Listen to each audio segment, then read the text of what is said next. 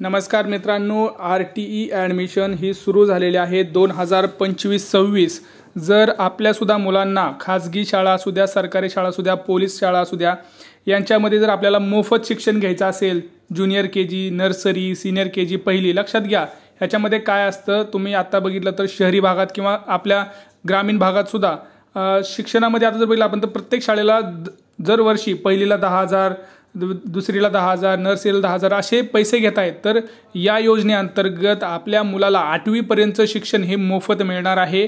तर RTEचं त्या ॲडमिशन सुरू आहे. बघा अर्ज कसं करायचं आहे ते तुम्हाला सांगणार आहे. वयाची अट काय आहे, कागदपत्र कोणती, पात्रता काय आहे, हे सगळं सांगणार आहे. जर तुम्ही एकदा तुम्ही ॲडमिशन घेतलं नर्सरी किंवा ज्युनियर सीनियर KGला किंवा तुम्ही पहिली दुसरीला असला तरी चालतं, तुम्ही एकदा फॉर्म भरला की तुम्हाला परत फॉर्म भरायची गरजच नाही आहे. 8वीपर्यंत त्याचं मोफत शिक्षण होणार आहे. एकही रुपया द्यायची तुम्हाला इथं गरज नाही. कारण आपण जर बघितलं चांगल्या नामांकित शाळांमध्ये सध्या आपल्याला जर बघितलं तर 50,000 फी आहे, 40,000 फी आहे, 1,00,000 रुपये फी आहे कॉन्व्हेंटमध्ये. बघा इथं खाजगी शाळा कोणतीही असू द्या, कॉन्व्हेंट असू द्या, सेमी इंग्लिश, अशा महत्त्वाच्या शाळांमध्ये सुद्धा तुम्ही ॲडमिशन घेऊ शकताय. याच्याबद्दलचा GR सुद्धा आपल्याकडे आलेला आहे. तुम्हाला तो मी आता GR सुद्धा दाखवणार आहे.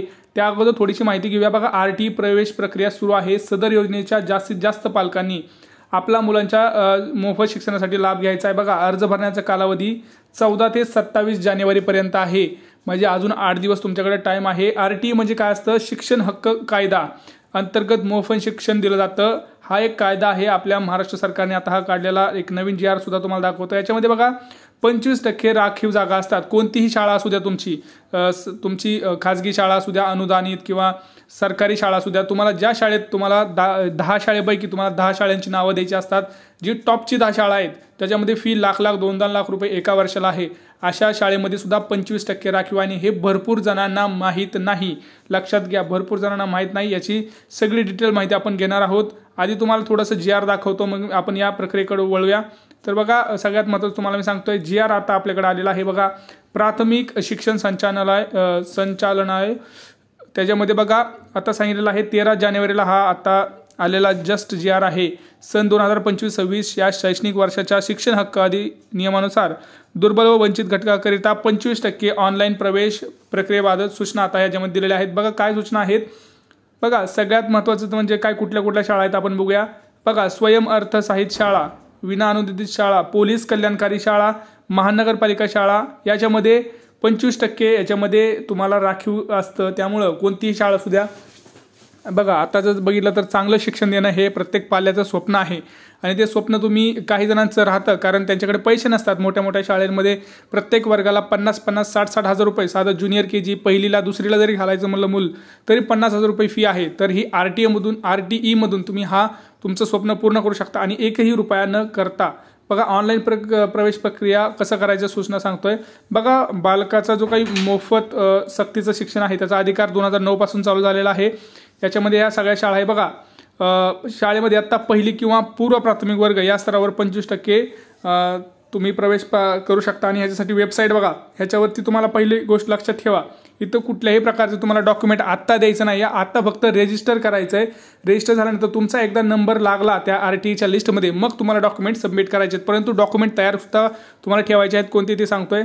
बघा या पोर्टलवर जायचं आहे https://student.maharashtra.gov.in/adm_portal या स्थळावरती जाऊन तुम्हाला हा अर्ज भरायचा आहे. सगळ्यात महत्त्वाचं सूचना आत्ताची देतोय. बघा याच्यामध्ये तुम्ही बघू शकता आर्थिक वर्षाचं पालकाचं उत्पन्न 1 लाखपेक्षा कमी अशा बालकाचा आर्थिक दुर्बल गटामध्ये समावेश होतो. बघा 1 लाखापेक्षा कमी पाहिजे आणि 25% बघा विचारपूर्वक 10 शाळा तुम्हाला इथं निवडायच्या आहेत. 10 शाळा तुम्हाला ज्यावेळेस फॉर्म भरताय त्यावेळेस 10 शाळा नाव द्यायची आहेत. त्या 10 शाळेमधील कुठलं तरी एका शाळेत तुमचा 100% नंबर लागेल जर तुम्ही नियमांमध्ये बसत असाल तर. बघा पालकांनी ऑनलाईन अर्ज करताना अचूक माहिती भरावी. उदाहरणार्थ घरचा पत्ता, जन्मदिनांक, उत्पन्नाचा दाखला, अपंगाचा दाखला, जात प्रमाणपत्र. ज्या बालकांनी यापूर्वी RTE 25% अंतर्गत शाळेत प्रवेश घेतला असल्यास सदर बालकाला पुन्हा अर्ज करता येणार नाही. त्यामुळे एकदा जर अर्ज तुम्ही भरला असेल तर परत अर्ज तुम्हाला भरता येणार नाही. पालकांनी कोणत्याही प्रकारची कागदपत्रे ऑनलाईन अपलोड करू नयेत. बघा ऑनलाईन तुम्हाला आताच करायची गरज नाही. ज्यावेळेस तुमचा नंबर लागेल त्यावेळेस तुम्हाला परत डॉक्युमेंट सबमिट करायचे आहेत. आता तरी नाही. एकापेक्षा अधिकचे अर्ज भरल्यास निदर्शनास आल्यास एकही अर्ज लॉटरीसाठी विचारात घेतला जाणार नाही. जर तुम्ही म्हणत असाल की आपल्या मुलाचं आपण 3-4 अर्ज भरू, तर तसं होणार नाही. एक पण अर्ज, तुमचे सगळे अर्ज बाद होतील. त्यामुळं एकच अर्ज भरायचा आहे, बाकीचं नाही. निवासी पुरावा काय बघा, आता भरपूर जणांचे पालक काय असतात, मुंबईला पुण्याला असतात, ते राहतात सोलापूरला समजा, तर ते काय करायचं, त्यांनी तुमचं तिथं जर बघितलं, जर तुम्ही स्वतःच्या निवासस्थानी असल्यास तुम्ही काय करताय, रेशन कार्ड देऊ शकताय किंवा ड्रायव्हिंग लायसन हे सगळं देऊ शकताय. परंतु जर तुम्ही बाहेर कुठं राहत असाल तर भाडे करार तुम्ही ज्यावेळेस रेंट ॲग्रीमेंट करता ते सुद्धा तुम्ही देऊ शकता. जर तुम्हाला मुंबईसारख्या ठिकाणी तुमच्या मुलाला पुण्यासारख्या ठिकाणी शाळेला घालायचं असेल तर तुम्ही तिथं तुमचं भाडेचं करार सुद्धा तुम्ही देऊ शकताय. आता प्रक्रिया आपण जाणून घेऊया. बघा, RT अंतर्गत तुमच्या पाल्याला मोफत शाळेत प्रवेश, कुठलाही शुल्क नाही. SC ST साठी उत्पन्नाचा दाखल्याची गरज नाही. ॲडमिशन सीटमध्ये प्रमाणे उपलब्ध होतील, यांनी पालकांनी नोंद घ्यावी आहे. बघा, कागदपत्र सुद्धा मी तुम्हाला सांगतोय, सगळ्यात महत्त्वाचे कागदपत्र सुद्धा आपण इथं बघूया. रेशन कार्ड, ड्रायव्हिंग लायसन, वीज बिल किंवा टेलिफोन बिल, प्रॉपर्टी टॅक्स, घरपट्टी, आधार कार्ड, मतदानपत्र यापैकी काही एक पाहिजे. पाल्याचा जन्मतारखेचा पुरावा पाहिजे, पाल्याचे जात प्रमाणपत्र, पालकाचा उत्पन्नाचा दाखला, दिव्यांग मुलांसाठी 40% पेक्षा जास्त दिव्यांग असलेलं वैद्यकीय प्रमाणपत्र आणि पासपोर्ट साईज फोटो, ह्या सगळ्या गोष्टींची तुमच्याकडं असणं गरजेचं आहे. बघा, इथं बघा, ॲडमिशनचं वय तुम्हाला मी सांगतोय. बघा, जर तुम्हाला नर्सरीमध्ये किंवा प्ले ग्रुपमध्ये घालायचं असेल तर त्याचं वय 3 वर्ष पाहिजे, किंवा जर तुमचं 3 वर्ष पाहिजे हो, आणि ज्युनियर केजीसाठी 4 वर्ष, सिनियर केजीसाठी 5 वर्ष आणि सिनियर केजीसाठी सुद्धा परत 6 वर्ष, अशा या गोष्टी आहेत. या गोष्टींची तुम्ही एकदा काळजी घ्या.